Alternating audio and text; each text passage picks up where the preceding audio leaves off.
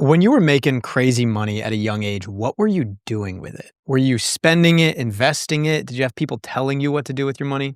No, man, like, I had to figure it out on my own. I think, a lot of it would be, like, put back into the videos. Like, I would spend maybe 2 to 3 grand a day just coming up with different things, and then obviously buying, like, the Team 10 mansion, but there was a point where a lot of people behind the scenes that were supposed to be good people were stealing my money and figuring out ways to, like, funnel it into different areas, and that's just the nature of being in Los Angeles. The managers, the, um, lawyers, lawsuits, all sorts of stuff, so I pretty much spent all my money on, like, it was getting stolen, lawsuits, legal stuff, and then California taxes, so basically, like, that was it. I mean, a couple of nice cars and a Did you have house, whatever. savings at the time, or was most of it coming in and then reinvested? Most of it was coming in and being reinvested, but man, like, each lawsuit back then was probably like $1 million, maybe a million five, and I was $1,000,000? probably in like 8 That lawsuits. sounds like the lawyers were Holy kinda. shit. Did you No, have for sure. No, they insurance? were they were Yeah. like charging me more per hour. Yeah. I had I can't like say the names, but there's like a firm who has stolen a bunch of money from uh, celebrities in Los Angeles and athletes, You and don't I wanna say the was name because 'cause you're probably gonna get sued. no, yeah, no, but That's another I'm $1,000,000. probably gonna sue them one day. Um, Do a class action or yeah, something. yeah, Wow. because I know other people who've gotten a lot of their money stolen from them as well. It's just insane, Is this like, why just overbilling? Is it's that how we're doing yeah, this? so basically you sign up to go with them, and then they hire 10 people to watch your account. And then these 10 people are getting like 50, 60, $75 an hour, and then they're just saying that they're, like, working on it a shit ton. And back then, I was filming I would basically wake up 8 o'clock, start filming at 9, done filming at, like, 6 or 7 p.m. I would go to the gym until, like, 9:30, come home, and then I was asleep at, like, 11, and I was just, like, on repeat, and so I didn't have to I didn't I was just like, "Oh, I have the best people in LA watching my money. I have the best lawyers. I have good and then everyone's just Wow. stealing it. When did you realize that you needed to make a change? There was a point where I stopped YouTube, and I was like, "I'm just not doing this anymore because I need something to be different, and I wanna, like, go into a different career path or do something else." I forget what year that was. I think it was right when I, like, signed up to fight Deji for my first, like, amateur fight because I just couldn't sustain training and filming every day, and then I was also, like, on tour, and I think after the tour, I, like, got back and was exhausted, and everyone on the tour, like, made money because I paid them, and then I realized, like, I lost, like, a couple $100,000 doing the tour, What? and so I was just like, "Dude, like, this is just a lot of work. Everyone else is, like, gaining from this, and I'm the one taking the heat, doing the calls, being all stressed," and I was just like, "Dude, this, like, sucks," and then I, like, was training for the first fight against Deji, and I think it was at that point where I, like, put down the camera and sort of just, like, started living life for the first time after filming for 2.5 years, basically. Did you have less money than you thought you had though because of all of, like, the phantom drain, the money going into Oh, just for random. sure. And so, like, when did you realize, "Oh my gosh, I have way less than I expected It that w I it was, would," like, around that time. and then that was probably a big stressor among, like, taking these calls and the time suck, and you're like, "Okay, I gotta." Yeah, I was like, basically, I did all this work for the past however many years for, like, to basically have nothing, essentially.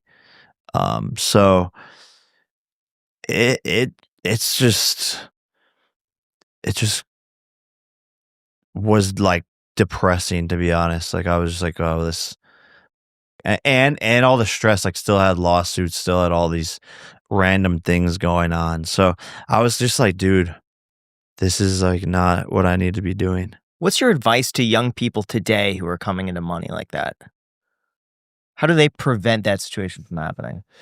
Um, live in Texas or Florida and or Vegas and nah, but you just have to be very careful who you trust. I didn't have like a good read on people. I was just like a 19, 20-year-old kid from Ohio and just thought everyone was nice. Um, go slow and yeah, live below your means. I mean, if you could have your family involved somehow, like people that you really trust to monitor things, I think that is helpful.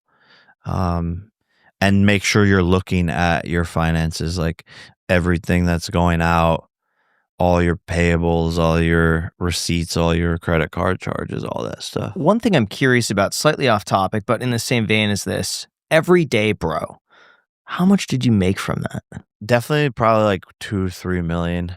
It's not as much as you think. Like Didn't it go platinum? it's a platinum record.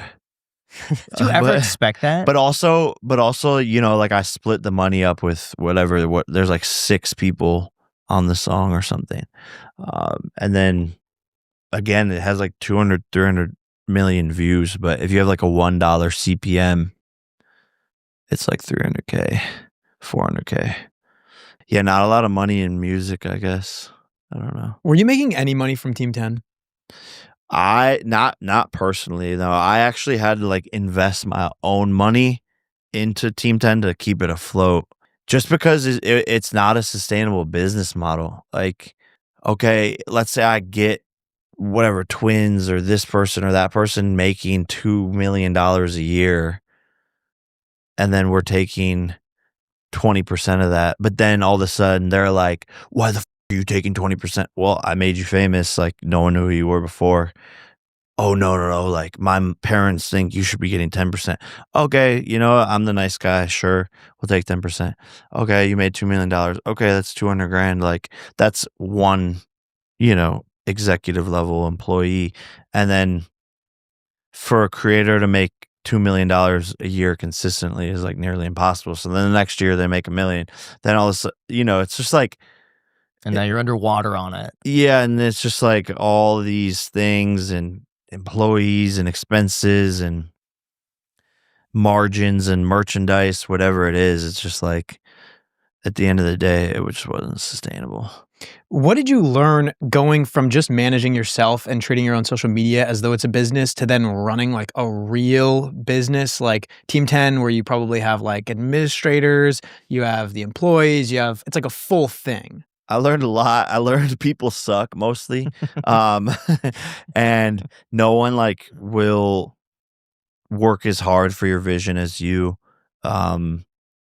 Working with talent is terrible. It's still a nightmare, like till this day. They just egos and laziness, and it's just bad. So I learned that from very early on.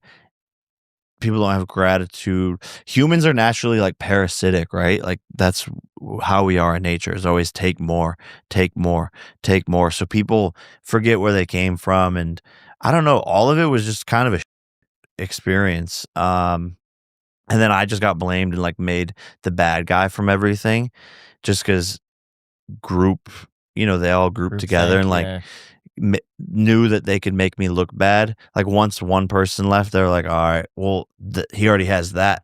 So like now I can make up some and say it and everyone's going to believe it. So it was just bad. And like it, if it was managed properly and I like had a senior person and people who understood social media, but back in that time, it was all still so new and no one really knew what was going on and all that stuff.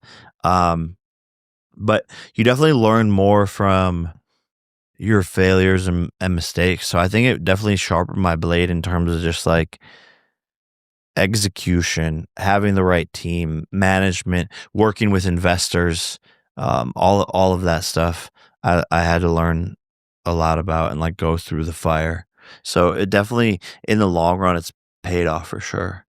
Now, this clip was brought to you by our sponsor, Opus Clip. Most people think Opus Clip is just a clipping tool, but it's way more than that. It's actually a full-on AI video editor. It can pull your long-form content, find the best moments, add captions, B-roll, and even schedule your clips to post all automatically. It's basically your entire post-production team, but way faster and smarter. We use it ourselves to turn long episodes like this with Jake Paul into high-performing clips. And right now, they're celebrating their 2-year anniversary with a huge giveaway. They're handing out $5,000 in cash prizes, exclusive swag, and even a MacBook Pro to one lucky winner. And everyone who joins gets free credits just for participating. All you gotta do is head to opus.pro/clip-the-future right now to learn more and enter the contest. Again, that is opus.pro/clip-the-future. We also have a link down below in the description. You can just click it there. Huge thanks to Opus Clip for sponsoring this clip.